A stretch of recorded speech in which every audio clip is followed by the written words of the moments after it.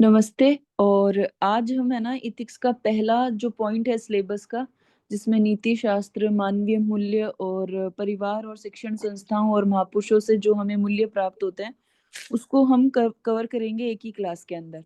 तो मैं आपको व्हाइट बोर्ड पे अच्छे से समझाती जाऊंगी। साथ में मेरे पास मेरी पीडीएफ है और उससे भी मैं आपको समझाती हुई जाऊंगी और ये भी बता दूंगी कि ये जो पहली यूनिट है उससे हमेशा 18 हो, 21 हो या 23 हो, 15 मार्क्स की ये पहला यूनिट है। पहला जो ये डॉट है ये 15 मार्क्स का है। इसमें एक क्वेश्चन 5 मार्क्स का आता है और एक बड़ा क्वेश्चन 10 मार्क्स का आता ही है। और ये ट्रेंड 18, 21 और 23 में फॉलो हुआ है और ये 24 में भी फॉलो होगा। क्यों?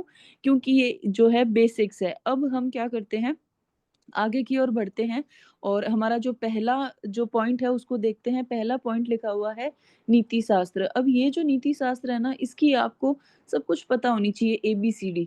तो सबसे पहले आज हम समझेंगे कि ये जो नीति शास्त्र है, इस नीति शास्त्र को इंग्लिश में एथिक्स कहते हैं। इसका शाब्दिक अर्थ क्या है और ये कहाँ से ये शब्द उत्पन्न हुआ है।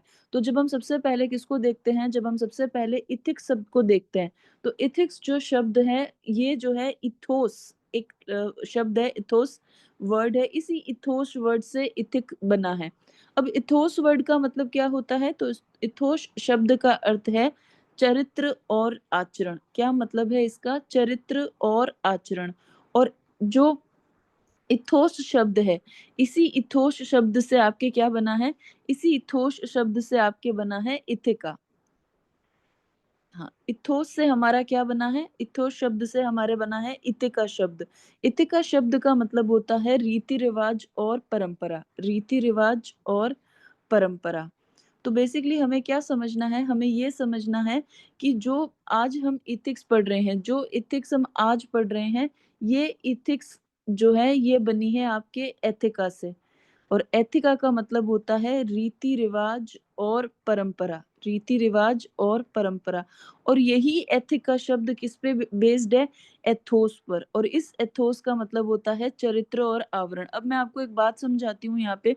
जैसे मेरे मन में कई बार ये ख्याल आता है, किस चीज का ख्याल आता है, इस चीज का ख्याल आता है, मैं हमेशा अपनी घर में मम्मी से या बड़े लोगों से पूछती हूँ कि यार जिंदगी में इन रीति रिवाजों का, इन परंपराओं का क्या महत्व है।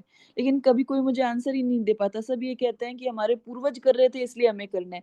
लेकिन जब मैंने सिविल की तैयारी करनी शुरू करी और 18 में जब इथिक्स का ये पेपर पढ़ा, तब मुझे समझ में आया कि अच्छा, हमें रीति रिवाज और परंपरा की आवश्यकता इसलिए नहीं है कि हमारे पूर्वज करते आ रहे हैं, बल्कि इसलिए है कि व्यक्ति के आचरण में उसके रीति रिवाज, उसके परंपरा ही उसके नैतिक कर्मों को डिफाइन करते हैं। इसीलिए हमें याद रखना है या हमें समझ के रखना है कि ये जो इथिक्स शब्द है, इथिक्स शब्द ये एथिका से बना है। और एथिका का मतलब क्या होता है, हमारे आसपास जितने भी रीति रिवाज है, जितने भी परंपराएं हैं वो। और यही इथिका किससे बनी है, एथोस से बनी है, जिसका मतलब होता है चरित्र या आचरण, कि भाई आपका चरित्र कैसा है, आपका आचरण कैसा है। और वो फिर आगे बिगर टर्म्स में किस में चला जाता है, रीति रिवाज में चला जाता है। यहाँ तक सबको क्लियर? अब हम हिंदी में देखते हैं। अब हम हिंदी में देखते हैं नीति शास्त्र को। तो नीति शास्त्र का मतलब हिंदी में क्या होता है, तो हिंदी का शब्द है नीति। ठीक है। तो हिंदी में ये जो नीति शब्द है, इस नीति में ती का मतलब होता है ले जाने वाला। ती का मतलब क्या है, ले जाने वाला। किस चीज पर ले जाने वाला, सन्मार्ग पर, मतलब अच्छे रास्ते पर जो हमें ले जाए, उस चीज का अध्ययन क्या कहलाएगा, नीति शास्त्र कहलाएगा। तो आपको क्या समझना है, आपको बहुत सिंपल टर्म में समझना है कि ये व्यक्ति है और इस व्यक्ति के सामाजिक जीवन में, कौन से जीवन में, सामाजिक जीवन में, जितना भी इसका सामाजिक जीवन में, उसमें वो जिस जिस परंपरा पर चलता है, जिस रीति रिवाज पे चलता है, उसी के आधार पर उसके कर्मों का आकलन करके हम बता देते हैं कि व्यक्ति नैतिक है या नहीं है। अब आप कहोगे कि मैम कोई एक एग्जाम्पल तो बिल्कुल सही है। हमारे हमारे पूरे हिंदू रीति रिवाजों में क्या कहा गया है कि व्यक्ति को सत्य बोलना चाहिए। व्यक्ति को क्या बोलना चाहिए, सत्य बोलना चाहिए। तो सत्य बोलना हमारा, हमारे हिंदू धर्म की एक परंपरा है, हमारे हिंदू धर्म की एक परंपरा रही है। और राजा हरिश्चंद्र का आपको बहुत बड़ा एग्जाम्पल भी मिलता है कि वो कभी क्या नहीं बोलते थे, झूठ नहीं बोलते थे। तो अगर किसी व्यक्ति ने अपने सामाजिक जीवन में सत्य बोलने की परंपरा को खूबी निभाया है, तो हम कहेंगे व्यक्ति नैतिक है। तो बस इतनी सी बात है, ये इतना सा आपको छोटा सा चीज समझना है। छोटा सा चीज क्या समझना है कि नीति शास्त्र जो है वो रीति रिवाज परंपराओं से जुड़ा हुआ एक विज्ञान है, जो व्यक्ति के सामाजिक जीवन में या चेक करता है कि व्यक्ति नैतिक है या नहीं है। अब इसी के आधार पर सबसे सिंपलेस्ट एक्सप्लेनेशन हमारे नीति शास्त्र की यही होती है कि आप जो रीति-रिवाज परंपरा है उसके आधार पर अपने सामाजिक जीवन में और आपके व्यक्तिक जीवन में, उनके अनुसार अगर ढंग से काम कर रहे हो, तो फिर आप नैतिक माने जाओगे। अगर आप उनके अनुसार काम नहीं कर रहे हो, तो आपको अनैतिक समझा जाएगा।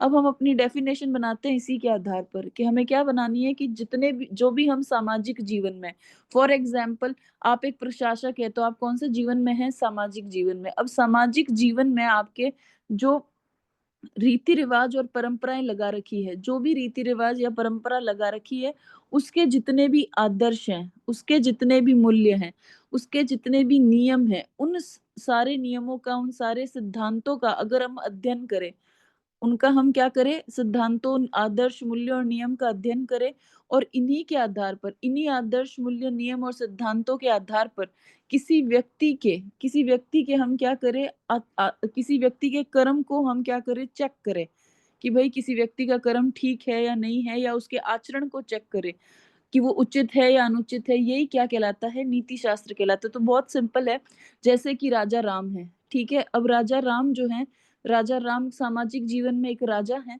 और सामाजिक जीवन में वो व्यक्तिगत जीवन में सीता के पति हैं। तो सामाजिक जीवन में जो उन्होंने सीता को अपने आप से अलग किया, वो कितना सही था रीति-रिवाज परंपरा के अनुसार, और व्यक्तिगत जीवन में उन्होंने अपनी पत्नी को खुद से दूर किया, वो कितना सही था, आदर्श के अनुरूप था, मूल्यों के अनुरूप था, नियमों के अनुरूप था, सिद्धांतों के अनुरूप था। इन्हीं के आधारों पर हम क्या करेंगे, राजा राम का चरित्र चित्रण करेंगे, राजा राम के कर्मों का मूल्यांकन करेंगे कि वो सामाजिक जीवन में कितने उचित थे उस निर्णय को लेकर, और वो कितने अनुचित थे व्यक्तिगत जीवन में। तो वही क्या कहलाता है, नीति शास्त्र कहलाता है। तो बहुत सिंपल है कि आपके सामाजिक जीवन में जितने भी रीति-रिवाज, परंपराओं में मौजूद मूल्य हैं, आदर्श हैं, नियम हैं, सिद्धांत हैं, उन सबको पढ़ लो, उनका अध्ययन कर लो, फिर उन्हीं के आधार पर किसी व्यक्ति के कर्म का या किसी व्यक्ति के आचरण का मूल्यांकन कर उचित-अनुचित का निर्णय दे दो, यही नीति शास्त्र है। जिसे आज जेन ज़ी कहते हैं कि यार जज क्यों कर रहे हो? जब आप जेन ज़ी की लैंग्वेज में एक शब्द सुनते हो ना, देखो वो व्यक्ति को क्या कर रहे हैं, जज कर रहे हैं। तो आज जो लोग कहते हैं ना कि हम इन आधारों पे लोगों को जज करेंगे, तो वो जज करना ही क्या है, नीति शास्त्र में आ जाता है। अब कुछ-कुछ बड़े राइटर्स की जो अ, डेफिनेशन है वो पता होनी चाहिए, जैसे अरस्तू। अरस्तू बहुत सिंपल है, अरस्तू की लैंग्वेज जो है वो बहुत सिंपल है नीति शास्त्र की। उन्होंने सिंपल कहा कि जो मानव जीवन का एक्सट्रीम पॉइंट है, मानव जीवन का जो चरम है, जिस पर वो शिखर पे पहुँचा है और वो काम कर रहा है, उसके अन्वेषण का साधन ही क्या है, आपके नीति शास्त्र है। तो ये तो बहुत सिंपल है कि भई मानव जीवन जो चरम पर है, मानव अपने जीवन के एक्सट्रीम लेवल पर है और वहीं पर आप नैतिक शास्त्र लगा के या नीति शास्त्र लगा के चेक करते हो कि वो सही कर रहा है या गलत कर रहा है, ये अरस्तू है। दूसरा जो इम्पोर्टेंट व्यक्ति है जिसकी नीति शास्त्र की परिभाषा बहुत इम्पोर्टेंट है, जो कि बहुत सिंपल है, कि मनुष्य के आचरण में शुभ और उचित का अध्ययन। मैकेंजी जो है वो क्या कहते हैं कि जो मनुष्य का आचरण है, उसमें आप 2 चीज़ों का अध्ययन कर लो, शुभ का अध्ययन कर लो और उचित का अध्ययन कर लो। अगर शुभ और उचित का अध्ययन कर लोगे तो हम उसे क्या कहेंगे? नीति शास्त्र कहेंगे। तो यहाँ तक सब सही हुआ। अब मैं आपको पीडीएफ में एक बार और क्या करती हूँ, अच्छे से रिवाइज़ करा देती हूँ। जैसे ही आप पीडीएफ में अच्छे से रिवाइज़ कर लेंगे, फिर चीज़ें क्या हो जाएगी, आपके लिए आसान हो जाएगी। इसके बाद हम आगे बढ़ेंगे। तो अब हम पीडीएफ में देखते हैं सारी की सारी चीज़ें। हाँ, तो देखो सबसे पहले मेरा यही मोटो रहेगा कि मैं आपको समझाऊँ कि नीति शास्त्र क्या है और नीति शास्त्र की परिभाषा, वो भी फ़ेमस दार्शनिकों की। तो अभी देखो हम एक बार फिर से देखते हैं। तो अगला पेज देखो। हाँ, ये देखो।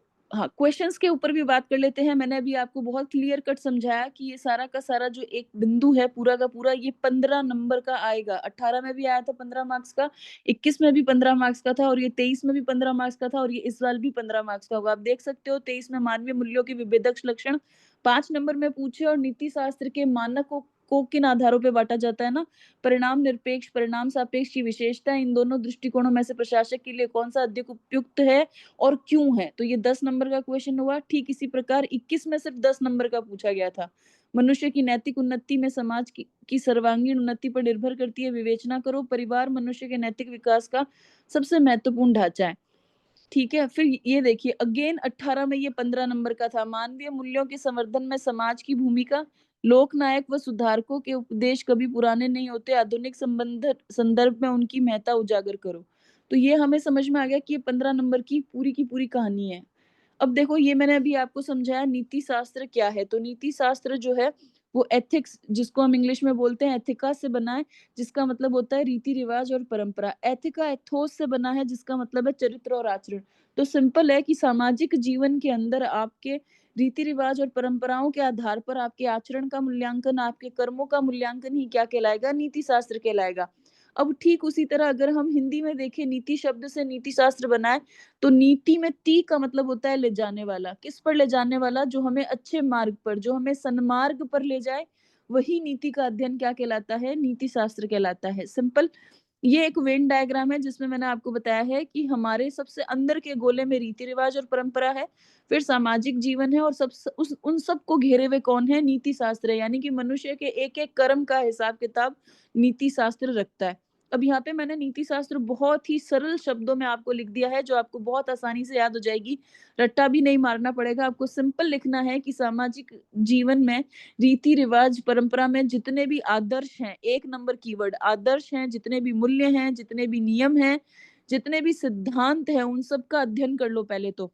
फिर उन्हीं के आधार पर क्या कर लो, व्यक्ति के कर्म और आचरण का मूल्यांकन करो, उचित और अनुचित पर, और उसके उचित और अनुचित का निर्णय दे दो। मैंने आपको राजा राम का एग्जाम्पल दिया। मैंने आपको कहा कि भगवान राम जो हैं, उन्होंने सीता को घर से बाहर निकाला, और उन्होंने भगवान राम को घर से बाहर निकाला अपने सामाजिक जीवन में। तो उन्होंने क्या किया?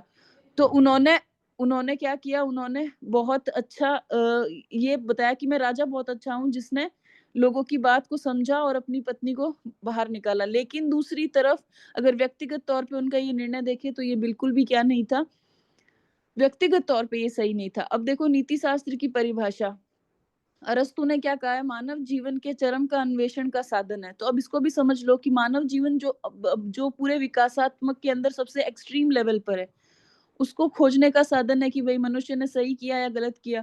और मैकेंजी कहता है कि मनुष्य के आचरण में शुभ और उचित का जो अध्ययन है, वही क्या कहलाता है, नीति शास्त्र कहलाता है। तो यहाँ पे याद रखना है कि आचरण में शुभ और उचित, उनका अध्ययन कर लो, नीति शास्त्र है। अब नीति शास्त्र की विशेषता क्या है, ये मैं आपको यहीं क्लियर कर देती हूँ। तो देखो नीति शास्त्र की जो विशेषता है ना, उसमें आपको एक चीज क्लियर कट है कि ये सारा का सारा खेला आदर्श पर आधारित है। तो ये कैसा विज्ञान है? ये आदर्श मूलक विज्ञान है। और आदर्श मूलक विज्ञान है, और साथ में कुछ स्टैंडर्ड है। मानक का मतलब स्टैंडर्ड। स्टैंडर्ड क्या होते हैं? जैसे इसके अंदर कुछ आदर्श होंगे, कुछ सिद्धांत होंगे। अब आदर्श क्या? सत्य का आदर्श होगा, अहिंसा का आदर्श होगा, है ना। और सिद्धांत कैसे होंगे? सिद्धांत ये होंगे कि व्यक्तियों को सत्य बोलना चाहिए, अहिंसा को फॉलो करना चाहिए, अहिंसा पर सिद्धांत बना देंगे। इन सब की स्थापना करता है आदर्श, और सिद्धांतों की स्थापना करते हैं नैतिक मानक। और इन्हीं नैतिक मानकों के आधार पर आपको क्या करने होंगे, नैतिक निर्णय करने होंगे। और हमारे सिलेबस में अलग से नैतिक निर्णय भी लगता है। तो हमें मोटा मोटी बात क्या समझ में आई है? हमें मोटा मोटी बात ये समझ में आई है कि चाहे व्यक्ति का सामाजिक जीवन हो या व्यक्ति का व्यक्तिगत जीवन हो, उसके आचरण में और उसके भी ऐच्छिक कर्मों में, ऐसे नहीं अनैच्छिक कर्म, उसके ऐच्छिक कर्मों का नीति शास्त्र के सिद्धांत के आधार पर और उसके मानकों, जिसमें आदर्श और सिद्धांत दोनों शामिल है, हम मूल्यांकन करेंगे। उसे ही हम क्या कहेंगे, नीति शास्त्र कहेंगे। तो यहाँ पे मैं एक बार वापस व्हाइट बोर्ड पे जाती हूँ और आपको थोड़ी सी समरी समझाती हूँ। फिर हम वापस क्या आ जाएंगे, पीडीएफ पे आ जाएंगे। तो अब हम देखो वापस व्हाइट बोर्ड पे जा रहे हैं, और व्हाइट बोर्ड पे मैं आपको बहुत सिंपल नोट पे समझा दूंगी, ताकि आपको बहुत अच्छे से समझ में आ जाए। और जब समझ में आएगा ना, तब आपका पेन अपने आप चलेगा। तो कीवर्ड आपको क्या ध्यान रखने हैं? आपको नीति शास्त्र में सिर्फ इतना ध्यान रखना है कि ये सबसे पहले एक आदर्श मूलक विज्ञान है, इसमें सिर्फ आदर्श की बातें होंगी। ठीक है। और दूसरा हमें याद रखना है कि इस विज्ञान के कुछ मानक होंगे, जिससे कुछ तो बनेंगे आदर्श और कुछ क्या बनेंगे, सिद्धांत बनेंगे। इन्हीं के आधारों पर हमें क्या लेने होंगे, नैतिक निर्णय लेने होंगे। और अगर इनके अनुरूप हमारे नैतिक निर्णय है, तो हमारे द्वारा किया गया कार्य नैतिक होगा। और इनके अनुरूप नहीं है या इनके अनुसार नहीं है, तो हमारे द्वारा किया हुआ कार्य क्या होगा, अनैतिक होगा। तो इतनी सिंपल सी ये कहानी है। अब हमें पता है क्या पढ़ना है। अब हमें पढ़ना है नीति शास्त्र और नैतिकता में भेद। ये क्वेश्चन इस साल आ सकता है कि इथिक्स और मोरालिटी में क्या भेद होता है। नैतिक, नीति शास्त्र और नैतिकता, इंग्लिश में बोलते हैं इथिक्स और मोरालिटी। इथिक्स और मोरालिटी, इन दोनों में हमें भेद पढ़ना है, और इन दोनों में हमें क्या पढ़नी है, समानता पढ़नी है। तो देखो बहुत सिंपल है।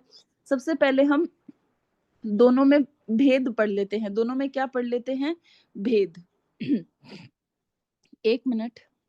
हाँ, चलो तो पहले सबसे पहले दोनों में हम भेद पढ़ते हैं और भेद में देखो, किसमें हमें डिफरेंस पता करना है, एथिक्स में और मोरालिटी में, यानी कि नैतिकता और नीति शास्त्र में। एथिक्स का मतलब हो गया नीति शास्त्र, मोरालिटी का मतलब क्या हो गया, नैतिकता। तो अब देखो बहुत सिंपल है, जो एथिक्स होती है, एथिक्स ये कंप्लीट एक विषय है। एथिक्स जो है वो कंप्लीट क्या है, विषय है। जबकि नैतिकता जो है ना, नैतिकता, ये नैतिकता सिर्फ क्या है, विषय वस्तु है। नैतिकता जो है वो विषय वस्तु है। मतलब देखो जब हम एथिक्स की बात करते हैं तो हमारे दिमाग में एक बड़ी पिक्चर होती है और उसके अंदर हम किसे पढ़ते हैं, मोरालिटी को पढ़ते हैं। मैं वेन डायग्राम के द्वारा आपको समझा देती हूँ कि ये जो सबसे बाहर है, ये पूरा का पूरा इथिक्स है।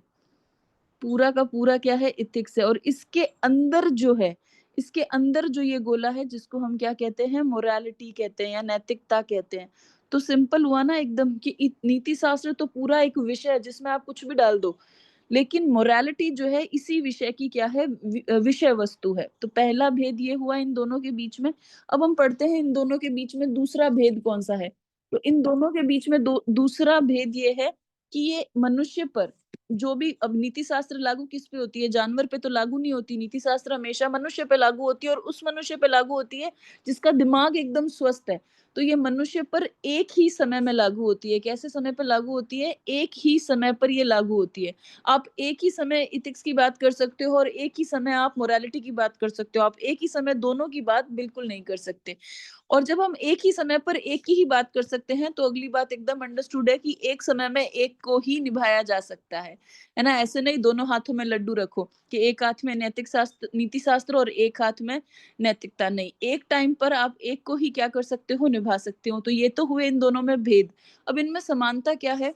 तो इनमें समानता भी बहुत आसान है। देखो चाहे हम इथिक्स लिखें, चाहे हम मोरालिटी लिखें, चाहे हम क्या लिखें, मोरालिटी लिखें, दोनों का मतलब क्या होता है, दोनों का मतलब होता है रीति रिवाज और परंपरा। इनका शाब्दिक अर्थ जो है वो बिल्कुल क्या है, समान समान है। तो पहली समानता इन दोनों के बीच में ये है। दूसरी समानता इन दोनों के बीच में क्या है, दूसरी समानता ये है कि ये मनुष्य की अभिगृहित पहचान। कौन-सी पहचान? अभिग्रहित पहचान। अब अभिग्रहित पहचान क्या होती है आपको ये शायद नहीं पता होगा, तो चलो मैं बता देती हूँ। हमारी वो पहचान, एक मनुष्य की वो पहचान जो वह अपने कर्मों से अर्जित करता है। फॉर एग्ज़ाम्पल एक एक व्यक्ति का डॉक्टर होना उसकी अभिकृत पहचान है क्योंकि उसने अपने कर्म से इसे अर्जित किया है। उसने नीट का एग्ज़ाम पास किया, एमबीबीएस की तो वो डॉक्टर बना। तो ये उसकी अभिग्रहित पहचान है। लेकिन अगर एक व्यक्ति ब्राह्मण है तो ये उसकी अभिकृत पहचान नहीं है, ये उसकी प्रदत्त पहचान है जो उसे जन्म से ब्राह्मण वर्ण में पैदा होने से मिली है। तो हम यहाँ तक समझ में आया? फिर देखो नैतिकता जो है, नैतिकता या नीति शास्त्र दोनों दोनों के अंदर और क्या समानता है कि जो नैतिकता है वो नॉर्मेटिव एथिक्स है, नियामकीय नीति शास्त्र है। और जो नीति शास्त्र है वो वस्तुनिष्ठ है, जबकि नैतिकता जो है वो आपके क्या है, आत्मनिष्ठ है। ये सारी चीज़ें हमें पढ़नी थी नीति शास्त्र और नैतिकता के अंदर। तो एक बार फिर से हम क्या करेंगे, पीडीएफ को देखेंगे और फिर हम क्या करेंगे, आगे बढ़ जाएँगे। ठीक? चलो। हाँ, तो अब देखो नीति शास्त्र में भेद और समानता। तो नीति शास्त्र विषय है जबकि नैतिकता क्या है? विषय वस्तु है। अर्थ दोनों का समान है। इसका मतलब होता है रीति-रिवाज और परंपरा। फिर हमें क्या याद रखना है कि भई मनुष्य पर एक ही समय में एक ही लागू होगी, दोनों एक साथ नहीं लागू होगी। और जब एक मनुष्य पर एक ही समय में एक ही लागू होती है, तो एक समय में एक को ही आप क्या कर सकते हो, निभा सकते हो। अब समानता क्या है कि चाहे नीति शास्त्र हो, चाहे नैतिकता हो, दोनों ही किस पहचान पे लागू होती है? अभिग्रहित पहचान पे, यानी कि जिस पहचान को आप कर्म के द्वारा अर्जित करोगे, उस पर लागू होगी। ठीक? फिर देखो नैतिकता जो है वो नियामकीय नीति शास्त्र है, ठीक है? और जो नीति शास्त्र है वो वस्तुनिष्ठ होता है, जबकि नैतिकता जो है वो क्या होती है? आत्मनिष्ठ होती है। ये बात हमें क्या रखनी है? बहुत गौर से ध्यान रखनी है। अब आ जाओ नीति शास्त्र पर हमें क्या करना है? शाखाएँ पढ़नी है। ये 2 नंबर में क्वेश्चन आ सकता है कि नीति शास्त्र की शाखाएँ लिखें। ठीक है? अब 2 नंबर में याद रखना है कि नीति शास्त्र की 4 शाखाएँ होती है। डिस्क्रिप्टिव एथिक्स यानी कि वर्णनात्मक, फिर देखो नियामकीय या आदर्शमूलक, फिर तीसरा देखो अधिनीति शास्त्र या मेटा एथिक्स और चौथी होती है एप्लाइड। अब इनको याद करना बहुत आसान है। आपको सिंपल याद करना है कि वर्णनात्मक है, नियामकीय है, अधिनीति शास्त्र है और अनुप्रयुक्त है। अगर आप चाहो तो इसका एब्रिविएशन भी बना सकते हो जो बनता है वर्ण नी अ अ। ऐसे लिख सकते हो, वर्ण नी अ, वर्ण नी अ अ। ऐसा आप छोटा करके लिख सकते हो, तो आपको हमेशा याद आ जाएगा वर्णनात्मक, नियामकीय, अधिनीति शास्त्र और अनुप्रयुक्त। ये 2 नंबर का क्वेश्चन बनता है जिसमें आपको पूछेंगे नीति शास्त्र की शाखाएँ। अब 2 नंबर में इनको सिंगल-सिंगल भी पूछा जा सकता है। अब देखो, मैं बहुत आसान भाषा में आपको समझाऊँगी कि वर्णनात्मक नीति शास्त्र क्या होता है। देखो, वर्णनात्मक नीति शास्त्र है कि अलग-अलग समाजों में मनुष्य के आचरण एवं कर्म का मनोवैज्ञानिक वर्णन। देखो, यही शब्द सबसे ज़्यादा इम्पोर्टेंट है। पहला तो कि समाज अलग-अलग होना चाहिए और अलग-अलग समाज में कर्म का जो एनालिसिस है, जो आचरण का एनालिसिस है, वो मनोवैज्ञानिक तरीके से करना है। इसीलिए इसको वर्णनात्मक कहते हैं। अब आप कहोगे एग्जाम्पल दो, तो बहुत सिंपल है। ईसाई धर्म है। ईसाई धर्म एक अलग समाज है। इस ईसाई धर्म के अंदर मनुष्य के आचरण और कर्म का आप मनोवैज्ञानिक वर्णन करो। इस्लाम के अंदर मनुष्य के आचरण और कर्म का आप मनोवैज्ञानिक विश्लेषण करो। आप हिंदू धर्म के अंदर मनुष्य के कर्म और आचरण का मनोवैज्ञानिक वर्णन करो। अब हिंदू धर्म में भी कितने समाज है?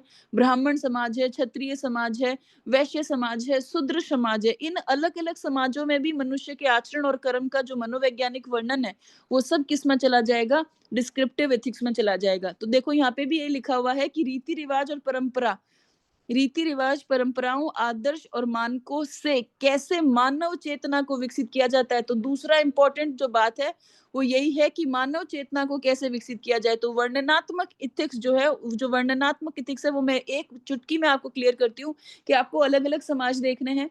अलग-अलग समाज में मनुष्य के आचरण को, कर्म को देखना है और उसका साइको एनालिसिस करना है, मनोवैज्ञानिक वर्णन करना है। अब ये मनोवैज्ञानिक वर्णन क्यों कर रहे हैं, उसी से आपको पता चलेगा कि इन अलग-अलग समाजों की रीति-रिवाज ने, परंपराओं ने, आदर्श एवं मानकों से कैसे मानव चेतना को क्या किया है, विकसित किया है। यहाँ पे दूसरा कीवर्ड जो है ना इम्पोर्टेंट, वो मानव चेतना वाला है। ठीक है? यही लिखने पे आपको क्या मिलेंगे? पूरे नंबर मिलेंगे। अब इसका मैं एग्ज़ाम्पल भी दे देती हूँ। जैसे जो यीशु है प्रभु, प्रभु यीशु हैं बाइबल के अंदर, ईसा मसीह है। तो ईसा मसीह जो हैं, उनके पूरे के पूरे जो ईसाई धर्म है, उसमें मनुष्यों का आचरण कर्म कैसा होना चाहिए, वो वहाँ पे रीति-रिवाज, परंपराओं के माध्यम से कैसे उनके चेतना को विकसित किया जाए। तो ये पूरा का पूरा सिस्टम वर्णनात्मक एथिक्स में जाएगा। वर्णनात्मक एथिक्स खत्म हुई, अब हम देख रहे हैं दूसरा टाइप, आदर्श मूलक नीति शास्त्र। अब ये जो आदर्श मूलक नीति शास्त्र है ना, ये पता है क्या करता है? ये चेक करता है कि मनुष्य और का कर्म और आचरण होना कैसा चाहिए, है ना? बहुत ही अच्छा है ये आदर्श मूलक कि भई कैसा होना चाहिए। जैसे हम कहते हैं ना कि एक लड़की को वर कैसा मिलना चाहिए, महादेव जी जैसा, और एक उक्ति भी है, पार्वती ने कहा भी है कि वरनऊ शंभु न तो मैं रहूँ कुँवारी, कि अगर शादी करूँगी तो सिर्फ़ महादेव से करूँगी, वरना मैं क्या रहना पसंद करूँगी? कुँवारी। तो एक लड़की, पार्वती के मन में एक आदर्श था कि अगर मुझे शादी करना है ना, तो महादेव जी से करना है। तो आदर्श मूलक नीति शास्त्र भी यही कहता है कि कर्म और आचरण कैसे होने चाहिए, उसके कुछ टाइप फिक्स किए गए हैं। तो पहला बताया गया कि भई उनको उचित-अनुचित का बोध होना चाहिए, अच्छे-बुरे का ख्याल होना चाहिए। अब आदर्श मूलक के अंदर आपको कौन-कौन से जो हैं बड़े-बड़े थिंकर देखने को मिलते हैं। सुकरात है, जिन्होंने कहा था कि एक मनुष्य के अंदर सद्गुण होने चाहिए, साहस, नहीं, सुकरात ने कहा था ज्ञान ही सद्गुण है। सुकरात ने कहा ना कि एक व्यक्ति को ज्ञानी होना चाहिए, अगर उसके पास ज्ञान है, तो सब कुछ पॉसिबल है। ऐसे ही अरस्तू है, इन्होंने भी सद्गुणों की व्याख्या की है। प्लेटो ने भी कहा है, न्याय जो है वो सबसे बड़ा सद्गुण है, उसके साथ में साहस है, विवेक है और संयम है। तो ये आदर्श मूलक नीति शास्त्र हुआ। ठीक है, तो आदर्श मूलक भी 2 नंबर में अलग से पूछा जा सकता है, जिसमें आपको सिंपल लिखना होगा कि मनुष्यों के कर्म और आचरण कैसे होने चाहिए, ये आदर्श मूलक में तय किए जाते हैं और उनमें ये कहा जाता है कि आपको स्वतः ही तय करना होगा कि नैतिक रूप से क्या उचित है और क्या अनुचित है, और इसमें सबसे ज़्यादा जो आपकी हेल्प करेंगे वो सुकरात, अरस्तू और प्लेटो करेंगे और कांट भी करेंगे। ठीक है? इसीलिए आप देखो कि जितना भी आरएस का सिलेबस है 18 से 23 के पेपर में, उनमें सबसे ज़्यादा इन चारों को पूछा गया। उसका कारण ये है कि ये पूरी एक ब्रांच को क्या करते हैं, लीड करते हैं। अब देखो, अधिनीति शास्त्र, जब आप अधिनीति शास्त्र को देखोगे, इसमें हम ऐसा समझ लो कि आप मुझे भी ऐड कर लो।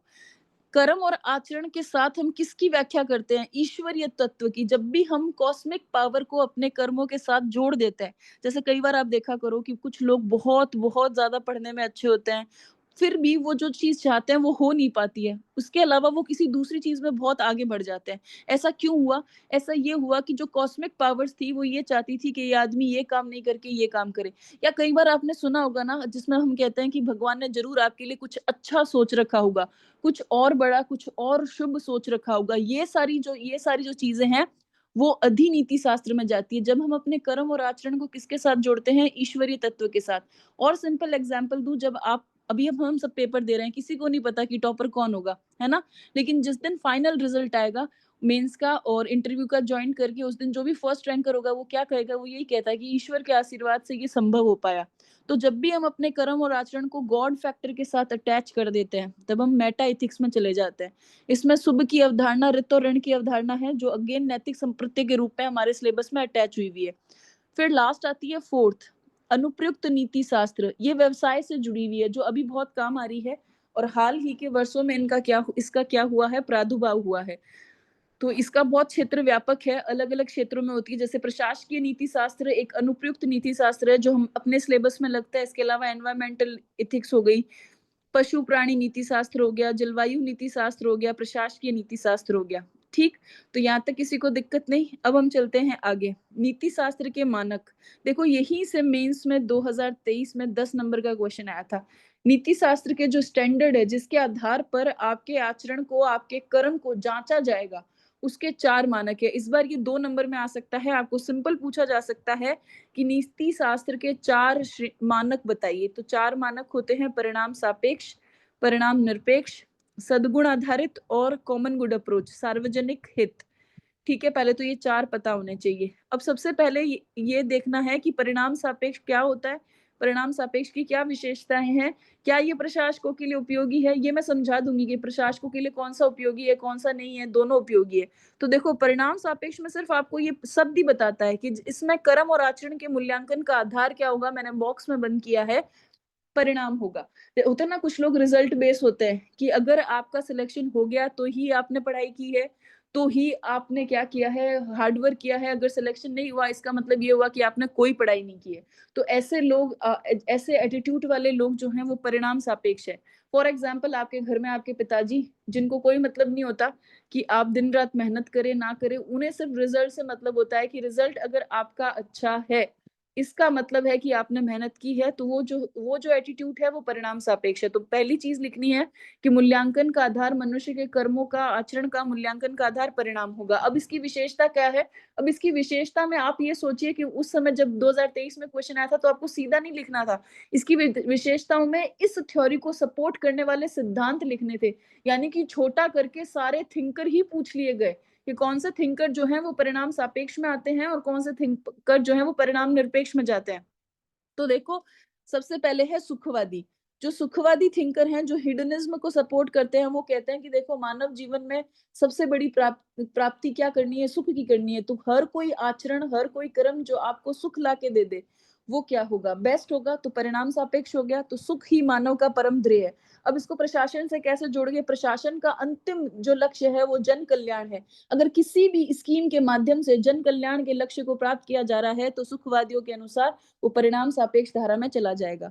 फिर देखो स्वार्थवाद। स्वार्थवाद क्या कहता है कि आपके कर्म से आपका स्वार्थ सिद्ध होना चाहिए। आपका कर्म है इस वक़्त अच्छे से पढ़ाई करना और अच्छे से पढ़ाई करके ऑफिसर पोस्ट को सिक्योर करना, यही आपका स्वार्थ है। अगर आपके कर्म से ये स्वार्थ सिद्ध हो गया, तो आपको क्या किया जाएगा? कहा जाएगा कि ये व्यक्ति नैतिक रूप से उचित है। अब इसे प्रशासन में कैसे जोड़े? तो प्रशासन का स्वार्थ क्या है? लोक कल्याण है। अगर प्रशासक के द्वारा, प्रशासक के माध्यम से अगर लोक कल्याण को सिद्ध कर दिया जाए, तो वो जो उस प्रशासक के द्वारा अपनाए गए सारे रास्ते जो हैं वो क्या कहलाएँगे? नैतिक कहलाएँगे। फिर आ जाओ उपयोगितावाद पे। उपयोगितावाद क्या कहता है? अधिकतम व्यक्तियों का अधिकतम सुख। अब उपयोगितावाद कहता है कि भई ऐसी अप्रोच अच्छी है जिसमें अधिकतम व्यक्तियों को क्या दे सके? अधिकतम सुख दे सके। अगर प्रशासन का लक्ष्य लोक कल्याण है और लोक कल्याण में आप ऐसी कोई स्कीम डिज़ाइन करते हैं जिसमें बहुत सारे वर्गों के लोग लाभार्थी हैं और उनसे उन सबको क्या प्राप्त हो रहा है? सुख प्राप्त हो रहा है, तो आपके द्वारा अपनाई गई स्कीम जो है वो बेस्ट है। मैं फॉर एग्जांपल आपको दे सकती हूँ कि राष्ट्रीय खाद्य सुरक्षा मिशन है, वो उपयोगितावाद का बहुत ही अच्छा एग्जाम्पल है, और यहाँ पे लिखना भी होगा क्योंकि 2023 के मेंस में यही पूछा गया था।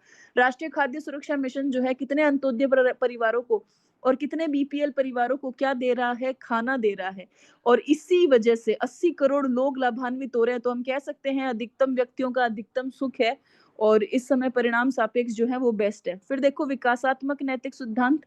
विकासात्मक नैतिक सिद्धांत कहता है कि विकासात्मक सुखवाद जो है उसमें व्यक्ति जीवन की रक्षा करता है अपने, और सुखों में वृद्धि करता है। तो ऐसे नियम जो हमारे जीवन की रक्षा करें, हमारे सुखों में वृद्धि करें, उनको पालन करना उचित है। अब देखो इसको कैसे समझाऊं मैं आपको। प्रशासन में लोक कल्याण के माध्यम से बहुत सारी ऐसी चीजें की जाती है जिससे व्यक्ति के जीवन की रक्षा हो। एक छोटा सा एग्जाम्पल है रेन बसेरा, है ना। सर्दियों में रेन बसेरा बनाया जाता है, क्यों? ताकि जो बेघर लोग हैं, जिनके पास घर नहीं है, वो सड़क पे सोते हैं, वो रेन बसेरे में सोएंगे तो उनके जीवन की क्या हो जाएगी रक्षा। तो रेन बसेरा बनाना क्या हुआ? लोक कल्याण को प्राप्त करने का एक तरीका हुआ। ऐसे ही कितने नारी आश्रम है ना, उनमें क्या किया जाता है, जिन नारियों के साथ बहुत ज्यादा क्या हुआ है, अत्याचार हुआ है, उनके लिए शेल्टर बना दिया गवर्नमेंट ने, है ना। तो ये जो छोटे छोटे काम है, अब ये स्कीम्स नहीं है, लेकिन प्रशासन के छोटे छोटे प्रयास है। नेकी का दीवार क्या है? विकासात्मक सुखवाद का हिस्सा है। नेकी का दीवार किसका हिस्सा है? विकासात्मक सुखवाद का। तो इस प्रकार परिणाम सापेक्ष में आपको 2023 में यही लिखना था कि मूल्यांकन का आधार परिणाम था। इसकी विशेषता में आपको सुखवाद, स्वार्थवाद, उपयोगितावाद और विकासात्मक नैतिक सिद्धांत देते हुए, और इसका प्रशासन में एक एक एग्जाम्पल फिट करते हुए, जैसे अभी मैंने बताया वैसे लिखना था। लिख दिया, उसके बाद आपको जाना था परिणाम निरपेक्ष के पास। अब हम जाते हैं परिणाम निरपेक्ष के पास। तो परिणाम निरपेक्ष निरपेक्ष जो है वो मूल्यांकन का आधार परिणाम को नहीं मानता। जैसे फॉर एग्जाम्पल हमने प्रधानमंत्री आवास योजना जो है ना, वो इसका बेस्ट एग्जाम्पल है। प्रधानमंत्री Awas Yojana, housing for all for 2022, 2022 तक हमें पूरे भारत में घर बनाने थे, लेकिन हम 2022 तक नहीं पहुंच पाए। हमने इसको एक्सटेंड कर दिया। कब तक एक्सटेंड कर दिया? 2024 तक एक्सटेंड कर दिया। अभी तो ये 2026 तक एक्सटेंड हो गई है। मतलब हमने क्या किया, हमारा गोल डिले हुआ, लेकिन फिर भी हमने इसको सही माना। क्यों सही माना? इसलिए सही माना क्योंकि हमारा उद्देश्य क्या था कि भैया हमें सबको घर देना है, चाहे हम 2022 में दे, चाहे हम 2024 को दो। ये बिल्कुल वैसा ही है कि हमारा लक्ष्य एसडीएम बनना है। अब चाहे सिलेक्शन पहले अटेम्प्ट में हो या 7वें अटेम्प्ट में हो या 8वें अटेम्प्ट में हो, जब तक लगेंगे नहीं तब तक छोड़ेंगे नहीं। तो ये जो अवधारणा है, ये परिणाम निरपेक्ष की अवधारणा है, जिसमें हम सिर्फ क्या तय करते हैं कि हमारा फोकस क्या है, एसडीएम बनना। पीएम आवास योजना का फोकस क्या है? सबके लिए आवास। अब चाहे वो 2022 में पूरा हो, चाहे वो 2024 में पूरा हो, 2026 में पूरा हो। इसीलिए आप देखा करो, जो प्रशासन है ना, वो बैलेंस बना के चलता है परिणाम सापेक्ष और परिणाम निरपेक्ष में। बहुत सारी ऐसी स्कीम है जो परिणाम निरपेक्ष के आधार पर चल रही है, और बहुत सारी ऐसी स्कीम है जो परिणाम सापेक्ष के आधार पर चल रही है। तो ये ब्लेंड है। अब देखो इसमें क्या लिखना होता है कि नैतिक नियम किसी साध्य की प्राप्ति का साधन मात्र न होकर स्वतः साध्य होते हैं। कि जितने भी नैतिक नियम है ना, वो कोई लक्ष्य की प्राप्ति के लिए जरिया नहीं है, सामग्री नहीं है, वो स्वतः ही क्या है? स्वतः ही लक्ष्य है। सत्य सत्य की खोज के लिए आपको सत्यवादी बनना ही पड़ेगा, इसलिए जो सत्य है ना, वो स्वतः स्वाध्य है। तो अगर आपको प्रशासन में जन कल्याण करना है ना, तो आपको पहले दिन से पूरा फोकस किस पे लगाना होगा? जन कल्याण पे लगाना होगा। ठीक। नैतिक नियमों का पालन करना ही क्या कहलाता है? नैतिक मूल्यांकन कहलाता है। अब आपको परिणाम सापेक्ष में किस किस को पढ़ना था, किस किस को लिखना था? परिणाम सापेक्ष में पहला निकला था कांट का निरपेक्ष आदेश। अब कांट का निरपेक्ष आदेश जो है वो क्या कहता है? वो कहता है कि संसार में 4 प्रकार के नैतिक नियम होते हैं। अगर इन 4 नैतिक नियम पर आप चल गए तो कोई परिणाम की जरूरत नहीं, हम आपको कह देंगे कि आप नैतिक व्यक्ति हैं। पहला, सार्वभौमिकता का नियम। अब मैं समझा देती हूँ ताकि अच्छे से याद रहे। सार्वभौमिकता का नियम कहता है कि पूरे के पूरे संसार में जो नियम सब जगह पे एक जैसा है। फॉर एग्जाम्पल, सूर्य पूर्व से उगता है, तो ये सार्वभौमिकता का नियम है, ये अपने आप में क्या है? सही है। फिर स्वाधीनता का नियम। स्वाधीनता का नियम कि जो भी काम आप कर रहे हैं वो आप अपनी मर्जी से कर रहे हैं। ऐसा नहीं आज अब एसडीएम बन रहे हैं पापा के दबाव में, नहीं, आपने खुद ने तय किया है कि मुझे क्या बनना है, एसडीएम बनना है। अब जो भी चीज आपको बनना है, वो क्यों बनना चाह रहे हैं? मनुष्यता को साध्य मानने का नियम। कि जो भी आपने संकल्प लिया है ना, उसमें मनुष्यता इंपॉर्टेंट होनी चाहिए, उसमें लक्ष्य मनुष्यता होनी चाहिए। आज आप एसडीएम बन रहे हैं, आप आगे जाके जन कल्याण का हिस्सा बनेंगे, और अगर आप में ह्यूमैनिटी नहीं होगी, मनुष्यता नहीं होगी तो कैसे आप अच्छे सफल प्रशासक बन पाएँगे? और चौथा, साध्यों के राज्य का नियम। चौथा क्या है कि आपका लक्ष्य एकदम पक्का होना चाहिए कि चाहे कुछ हो जाए, हमें यहाँ से हिलना नहीं है। और फिर लास्ट में कांट क्या कहते हैं? कर्तव्य के लिए कर्तव्य। तो जो परिणाम निरपेक्ष अवधारणा है, उसमें कांट की ये जो निरपेक्ष आदेश की बातें हैं, ये बहुत ज़्यादा इम्पोर्टेंट है। कांट कहते हैं कि देखो भई, साफ-सुथरी बात है कि आपको जो भी काम करना है ना, उसे आपको निरपेक्ष आदेश मानना होगा। अब उस फ़र्क नहीं पड़ता कि आपको आपका लक्ष्य कब प्राप्त होगा, आपको बस अपना ड्यूटी कर्तव्य के लिए कर्तव्य करके जाना है। फिर देखो रॉस, रॉस में जो परिणाम निरपेक्ष है, उसमें बहुलतावाद है। अब बहुलतावाद क्या होता है? तो डरने की ज़रूरत नहीं है, बहुलतावाद का बहुल शब्द का मतलब होता है एक से ज़्यादा। तो रॉस कहता है कि भई कई बार आपको आपके टारगेट तक पहुँचने के लिए एक से ज़्यादा काम करने पड़ते हैं। तो रॉस कहता है 2 प्रकार के कर्तव्य हैं, एक है प्राथमिक और एक है निरपेक्ष। ठीक है? अब उपयुक्त कर्तव्य जो है वो प्राथमिक कर्तव्य है। कौन से कर्तव्य प्राथमिक कर्तव्य है? जैसे कि आपको रोज़ उठ के ब्रश करना है, प्राथमिक कर्तव्य है। आपको खाना खाना है, प्राथमिक कर्तव्य है। लेकिन विशेष परिस्थिति में जब आप काम करते हैं, विशेष परिस्थिति जैसे आज एक चुनाव है ना? आज चुनाव है, तो चुनाव के दौरान प्रशासक को जो एक्स्ट्रा ड्यूटी करनी पड़ रही है, निरपेक्ष कर्तव्य है। और प्रशासक के प्राथमिक कर्तव्य क्या है? रूटीन का काम किया, आज ऑफ़िस गए, सारी फाइलें देखी, स्कीम के जो भी टारगेट है, कितने पूरे हुए, वो भर दिए। वो आपका प्राथमिक कर्तव्य है। तो रॉस कहता है कि 2 प्रकार के कर्तव्य हैं, प्राथमिक और निरपेक्ष। इन्हीं के आधार पर हमारा क्या होता है, परिणाम डिसाइड होता है। इसलिए ये भी रॉस की अवधारणा भी क्या है, परिणाम निरपेक्ष में है। फिर देखो ब्रेडले, ब्रेडले का परिणाम निरपेक्ष क्या कहता है? वो कहता है आत्मपूर्णतावाद, कि अगर आपने अपने व्यक्तित्व का पूर्ण विकास कर लिया, आपने अपने व्यक्तित्व का क्या कर लिया? पूर्ण विकास कर लिया, तो वो अपने आप में क्या है? सफिशिएंट है। फिर आपको हमें रिजल्ट देने की आवश्यकता बिल्कुल नहीं है। तो ब्रेडले का कौन-सा परिणाम निरपेक्ष सिद्धांत में आपको क्या पढ़ना होगा? आत्मपूर्णतावाद पढ़ना होगा। अब रुको 2 मिनट, मैं पीपीटी को ऊपर की तरफ ले जाती हूँ और ऊपर की तरफ ले जाएँगे हम। हाँ, तो ब्रेडले तक पहुँच गए थे अपन।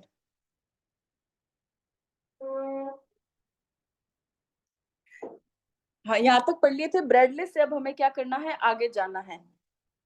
हाँ, कांट भी हम कर लिए थे और हाँ, ब्रेडले हो चुका है आत्मपूर्णतावाद। अब देखो आत्मपूर्णतावाद में ब्रेडले कहता है कि यार आपको बताने की ज़रूरत नहीं है रिज़ल्ट के द्वारा कि आप पूर्ण हो। अगर आपने अपनी आत्मा का, अपने व्यक्तित्व का संपूर्ण विकास कर लिया है, वो ही क्या है? सफिशिएंट है।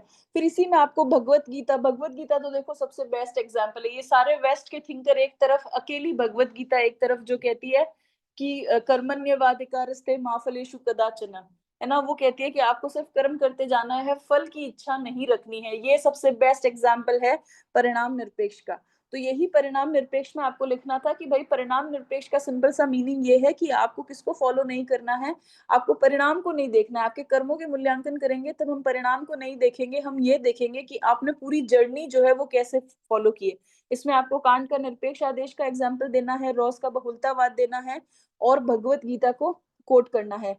कांट का लिख देना, कांट ने कहा था कि आपको अपने लक्ष्य की प्राप्ति के लिए लगातार ड्यूटी फॉर ड्यूटी करना पड़ेगा, कर्तव्य के लिए कर्तव्य करना पड़ेगा। आप ऐसा कह सकते हो कि प्रशासन का जो लक्ष्य है, वो जन कल्याण है और इस जन कल्याण की प्राप्ति के लिए आपको रोज़ ऑफ़िस जाना पड़ेगा, रोज़मर्रा के काम करने पड़ेंगे। उसी से डे बाय डे आप जन कल्याण को क्या कर पाओगे? प्राप्त कर पाओगे। ठीक इसी प्रकार जहाँ हम पढ़ते हैं रॉल्स को, तो जो रॉस होता है वो कहता है बहुलतावादी दृष्टिकोण है, रोज प्रशासक को ऑफिस में जाके बैठना है, वो प्राथमिक कर्तव्य है। चुनाव आ गए, कुछ ऐसी परिस्थितियां आ गई जिसमें उसको विशेष परिस्थितियों में भी काम करने होंगे। अब हम यहाँ जाते हैं तीसरा जो है, जो इस साल पूछा जा सकता है 5 नंबर में, कॉमन गुड अप्रोच, समुदायवादी या सामान्य शुभ दृष्टिकोण। ये कहते हैं कि व्यक्ति के कल्याण को ही सामाजिक कल्याण से जुड़ा मानते हैं, कि भाई व्यक्ति का कल्याण ही समाज कल्याण है। बिल्कुल सही बात है। आप एक आदमी का भला नहीं करते हो, आप उस समाज के एक व्यक्ति का भला करके उस समाज के धीरे-धीरे सभी लोगों का क्या करते हो? भला करते हो। व्यक्ति कर्तव्य, उत्तरदायित्व एवं समाज के सामान्य हित पर केंद्रित है ये पूरा का पूरा, कि एक व्यक्ति के कर्तव्य, उत्तरदायित्व और समाज के सामान्य हित पर पूरा का पूरा दृष्टिकोण फेमस है। आपने देखा होगा गवर्नमेंट जो है वो कई बार समुदाय आधारित योजनाएँ लाती है। फॉर एग्ज़ाम्पल कालीबाई भील संबल योजना समुदाय आधारित है। ठीक है? फिर आप देखते हो देवनारायण उस्कूटी योजना समुदाय आधारित है। क्यों समुदाय आधारित है? एक स्पेशल समुदाय को क्या करती है, वो हिट करती है ताकि वो क्या आ जाए, ऊपर आ जाए। आप देखते हो कई बार एससी, एसटी, ओबीसी के लिए सरकार सब्सिडी देती है, अलग से अनुदान देती है। क्या क्या है ये? कॉमन गुड अप्रोच है। ठीक है? फिर देखो सद्गुण मानक या सद्गुण के आधार पर, सद्गुण जो मानक श्रेणी है उसमें जो वर्चू है उसमें देखा जाता है कि सद्गुणों के आधार पर व्यक्ति के कर्म का, व्यक्ति के निर्णय का क्या किया जाता है, मूल्यांकन। अब देखो सिंपल सी बात है, आपने घर परिवार में भी सुना होगा कि जो आदमी गुणी होता है, जो व्यक्ति गुणी होता है ना, वो अपने आप अपने लक्ष्य को प्राप्त कर लेता है। फॉर एग्जाम्पल अगर कोई व्यक्ति सुबह जल्दी उठ रहा है, डिसिप्लिन में रह रहा है, अनुशासन में रह रहा है, टाइम से सारे काम कर रहा है, तो सेल्फ अंडरस्टूड है कि वो एक दिन बहुत अच्छी जगह पे क्या होगा, पहुंच जाएगा। लेकिन एक व्यक्ति आलसी है, ना खाने का पता है, ना पीने का पता है, तो उसे उस जगह तक पहुंचने में क्या लगेगा, देरी लगेगा। तो आपके अंदर जो अच्छे गुण हैं वो अपने आप ही आपको कहाँ ले जाते हैं, अपने लक्ष्य की ओर ले जाते हैं। तो सद्गुणों में सद्गुण जो मानक है उसमें सद्गुण को आधार मान के व्यक्ति के कर्म का निर्णय मूल्यांकन किया जाता है, और कहते हैं कि सद्गुण जो है वो ऑटोमेटिकली लक्ष्य को बताते हैं कि अगर फॉर एग्जाम्पल आपको एसडीएम बनना है, और एक एसडीएम बनने के लिए आपके अंदर सारे गुण मौजूद है, तो स्वतः ही चाहे कितने ही अटेम्प्ट लगे, फर्स्ट से लेके 8-9 अटेम्प्ट, आप निकाल देंगे एग्जाम को, क्योंकि जो स्वतः साध्य जो है सद्गुण वो शुभ है, अपने आप में शुभ है। ठीक है। फिर देखो नैतिक मूल्यांकन का केंद्रीय तत्व है, सबसे बड़ी इंपॉर्टेंट बात कि सद्गुण जब मानक हम देखते हैं तो वो नैतिक मूल्यांकन का सबसे बीच का क्या है, अंग है। अब इसमें अगेन कौन आ जाएंगे, अरस्तु, प्लेटो और सुकरात, ये तीनों सद्गुणवादी है। और सुकरात तो कहता ही है ज्ञान ही सद्गुण है, और जिसके अंदर ज्ञान है वो व्यक्ति अपने आप अपने लक्ष्य को क्या कर लेगा, प्राप्त। और प्लेटो ने तो साफ साफ कहा है, क्या कहा है कि साहस, संयम, विवेक और न्याय, ये चार सद्गुण चाहिए, और उसमें भी न्याय जो है वो सबसे बड़ा क्या है, सद्गुण है। तो यहाँ तक सब चीजें अच्छे से समझ में आ गई। तो हमने एक हिस्सा जो है वो बहुत अच्छे से कंप्लीट कर लिया। यहाँ पे बस डायग्राम लिखा हुआ है, बना हुआ है, जो आपको बना के आना है कि भाई देखो मुख्य नैतिक मानक 4 है, परिणाम सापेक्ष और परिणाम निरपेक्ष, सद्गुण और सामान्य शुभ। परिणाम सापेक्ष में आप सुखवाद और उपयोगितावाद का एग्जाम्पल देकर कह सकते हो कि एक प्रशासन के लिए परिणाम सापेक्ष होना भी जरूरी है। और परिणाम सापेक्ष पता है प्रशासक कहाँ होता है, चिकित्सा विभाग की जितनी भी स्कीम है वो सारी परिणाम सापेक्ष है। जैसे मातृत्व मृत्यु दर को हमेशा सही से निकालना पड़ता है, इसके लिए जननी सुरक्षा योजना लानी पड़ती है।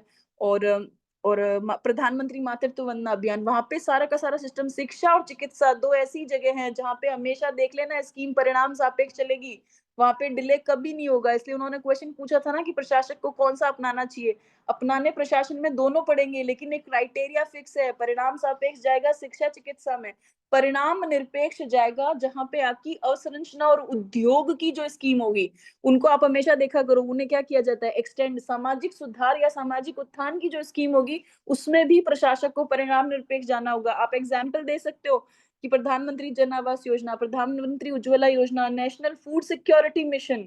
अब ऐसा क्यों है, लास्ट का क्वेश्चन था ना कि ऐसा क्यों है, ऐसा इसलिए है क्योंकि चिकित्सा और शिक्षा मनुष्य के एग्जिस्टेंस से जुड़े हैं, तो वहां पे हमें परिणाम सापेक्ष जाना होगा। लेकिन समाज सुधार, जो सामाजिक सुधार उत्थान की स्कीमें हैं या उद्योग अवसंरचना की स्कीमें हैं, वहां हमें बिगर पिक्चर देखनी होती है, वहां हमें दूरदर्शिता रखनी होती है, इसलिए हमें वहां पे क्या चलना पड़ता है, परिणाम निरपेक्ष चलना पड़ता है। हो सकता है इस बार आपको सद्गुण और सामान्य गुण अप्रोच में से कोई एक पूछ ले, या इन दोनों को पूछ ले, तो इस समय भी ध्यान रखना सद्गुण नीति शास्त्र और कॉमन गुड अप्रोच भी प्रशासन में दोनों उपयोगी है, और दोनों को भी आपको ऐसे ही लिखना होगा। हालांकि ये चैप्टर खत्म होने के बाद, ये सारा इथिक्स खत्म होने के बाद मैं आपको आंसर राइटिंग भी सिखाऊंगी। अब अगला टॉपिक आता है हमारा नैतिक चेतना, ये 2 नंबर का क्वेश्चन है। ठीक है, ये 2 नंबर का क्वेश्चन है। देखो एक व्यक्ति है ना, नीति शास्त्र में नैतिक तभी बन सकता है जब उसके अंदर नैतिक चेतना होगी। आप कहते हो ना, कई बार किसी रेपिस्ट को देखते हो तब आप कहते हो कि यार इस इंसान में क्या समझ नहीं थी क्या, बेसिकली उस समय आप ये कहना चाह रहे हो कि इस इंसान में समझ नहीं थी क्या कि ये गलत काम नहीं करना चाहिए था। फॉर एग्जाम्पल आप कोलकाता रेप मर्डर केस देखो तो हमें यही लगता है ना कि यार आदमी के अंदर का इंसान जो है या उसके अंदर की समझ है वो कहाँ खत्म हो गई। बेसिकली उस समय हमें ये कहना चाहिए कि इस आदमी की नैतिक चेतना कहाँ चली गई। तो नैतिक चेतना को हम नैतिक समझ या नैतिक बुद्धि कहते हैं। व्यक्ति के नैतिक, अगर व्यक्ति नैतिक पक्ष को समझता है तो वो नैतिक रूप से क्या है, चेतन है ना। या नैतिक रूप से चेतन होने का मतलब यही है कि आपको पता होना चाहिए कि ये कर्म जो है ये सही है, ये कर्म जो है ये सही नहीं है। फॉर एग्जाम्पल कि ईव टीजिंग नहीं करनी चाहिए, सड़कों पे लड़कियों को नहीं छेड़ना चाहिए, अगर इस बात की आपको समझ है तो फिर अपने आप ऑटोमेटिक देश में छेड़खानी के मामले क्या हो गए, खत्म हो गए, क्योंकि नैतिक चेतना है। अगर आपको स्वतः पता है कि भ्रष्टाचार जो है वो जो प्रशासनिक तंत्र है उसको खा जाता है, ये खराब है, तो जब आपको इस चीज की नैतिक समझ है, नैतिक चेतना है, तो आप भ्रष्टाचार नहीं करेंगे, सरकार का भी बेचारे का पैसा बचेगा, उसको भी ट्रेनिंग प्रोग्राम नहीं चलाने पड़ेंगे। ठीक है, अब नैतिक चेतना के भी 4 प्रकार हैं।